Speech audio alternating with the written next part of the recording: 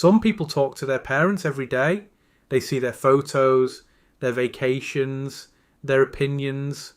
But strangely, they still have no idea how their parents actually feel. And that quiet confusion can stay with you for years.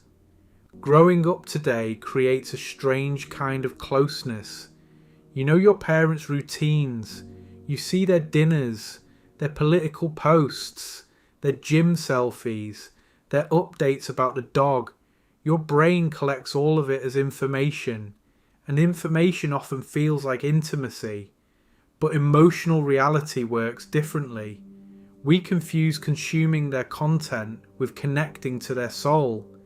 You can know someone's schedule, their habits, their favourite restaurant, and still have no idea what it felt like for them to be afraid, to be disappointed, or to feel lost. So the relationship becomes something unusual, visible, documented, constant, but emotionally, strangely quiet. Many families didn't grow up speaking about emotions directly. I've been well. Not because people didn't care, but because no one taught them how. So feelings were translated into other things. Responsibility, sarcasm, practical advice, silence. We need to plan this In many carefully. homes, Rushing did you won't eat help. was Just the take it only way one to step say at I a love time. you without the risk of being Patience vulnerable. will get us through this. Worry might appear as irritation. This roast is And delicious, vulnerability often It really disappears is. You outdid completely. yourself. Over I'm glad you're time, enjoying it. a child learns something How was your subtle. day, sweetie? Emotions exist in the room, but they are rarely spoken out loud. So the mind adapts. It begins to scan tone, pauses, facial expressions, trying to read what was never clearly said. When emotions stay unspoken, the brain doesn't relax. It keeps searching. Was that comment criticism, concern, disappointment? When clarity is missing, the mind fills the gap with possibilities, and possibilities are rarely calm.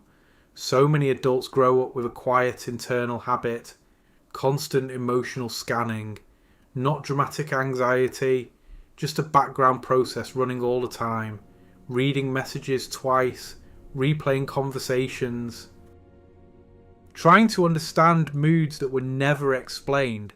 Hi, sweetie. This How isn't was your just day? curiosity, It's fine, Mom. it's a Just habit busy. of emotional We miss you when you're hyper-vigilance. visiting. I'm not And sure. Work is sometimes that crazy. habit Okay, didn't I start love at you. work or We are in just so proud relationships. of you, sweetie. It started at Yes, the you've dinner worked table. so hard for this. This is why emotional How does it feel distance to can be feel finished? strangely normal. We can't wait to celebrate. Not because people want it, Okay, talk but soon. because it is familiar. You might know everything about your parents' lives, their schedules, their hobbies, their opinions about the world, but their inner world was never fully translated. So closeness becomes logistical. Frequent contact, regular updates, family group chats, and yet something deeper remains slightly out of reach. Not broken, just undefined. For many people, the strange part isn't conflict. It's the quiet distance inside connection.